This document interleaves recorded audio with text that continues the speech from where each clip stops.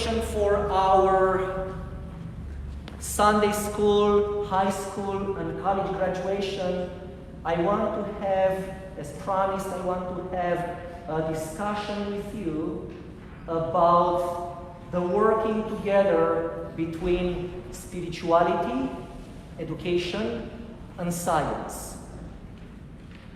And I would start this discussion by asking you if you have ever seen that image of the Big Bang and the explosion and the growth of the universe and the evolution of the universe. How the universe, spread from that one point and it grew into the universe that we know today. This is what science tells us, that this is how the universe formed. Have you ever seen that picture? What does it start with? 14 billion years ago, what did it start with? What's at the very bottom of the picture? Louder. A point. A point of what? A point of light. What is the color of that light? What is the color of that initial point of light? Is it yellow? White.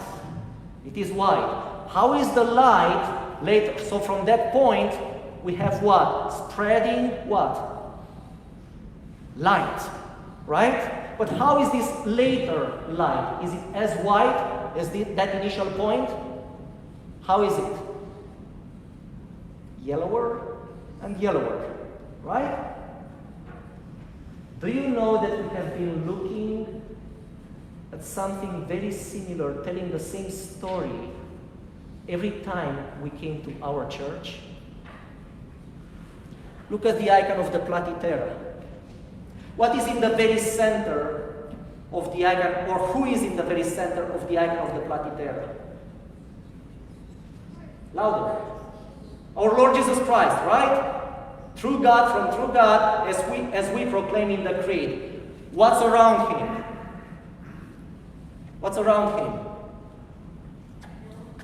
Also, what's around the Lord in the icon of the resurrection? What's around him?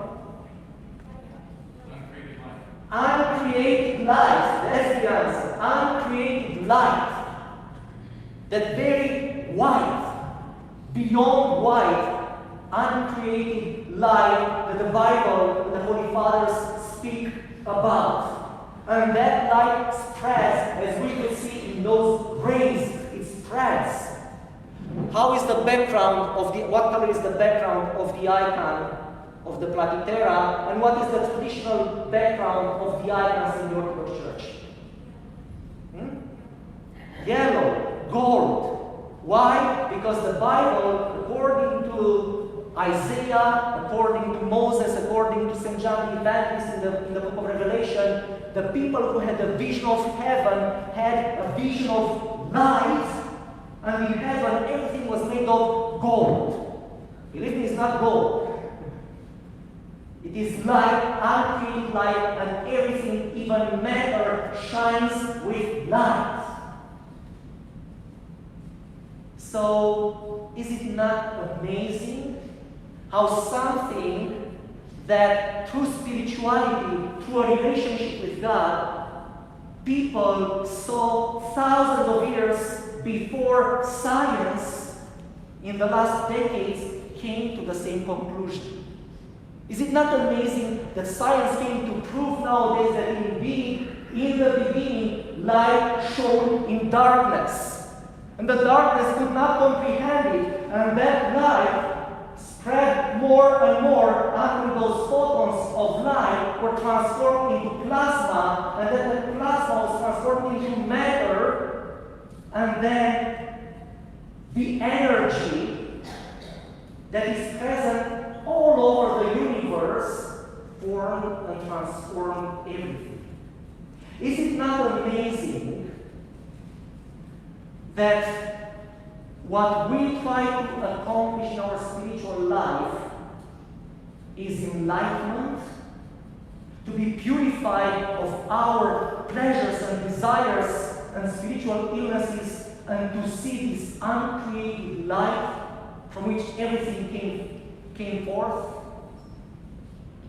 Is it not amazing that long before the scientists had the tools and the means to look into matter and to see the movement that there is not only in the galaxies and around in the planets, how they move in the solar systems? Is it not amazing that they discovered that even within matter there is a lot of circular movement?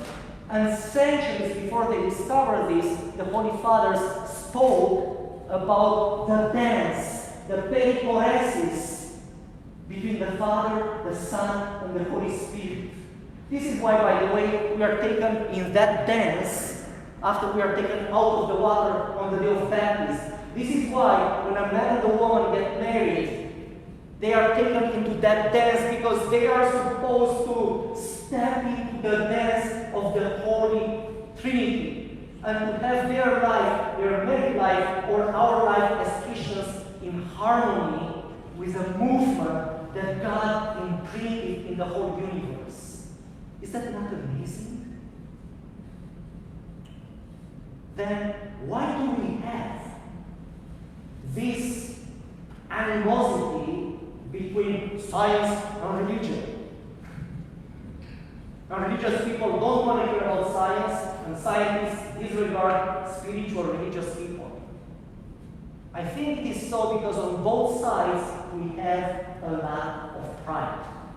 I'm right, you are wrong, once again.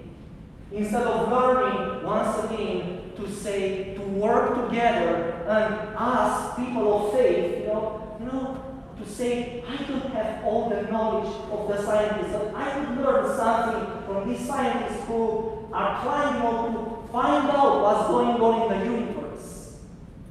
Is it not amazing that about 20 years ago, they discovered, after believing for centuries that the galaxies and everything in the universe is held together by gravity.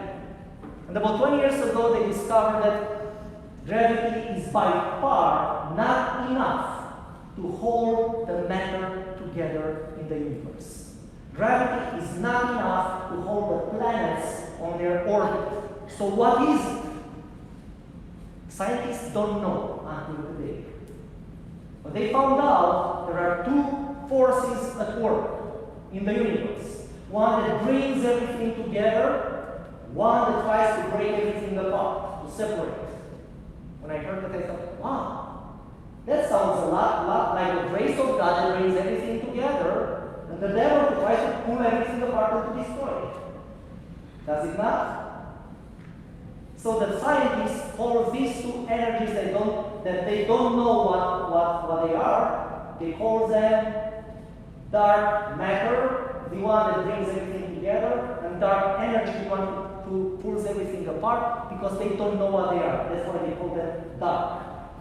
Maybe by working together, spiritual people and scientists will find out what they are, and will have a better understanding of what is going on in the universe. So, high school, college, grad school graduates, I am telling you today, do not be afraid of education, do not be afraid of science, and in your spirituality, be open-minded and try to make the connection with God. Try to make the connection with one who is beyond everything that there is.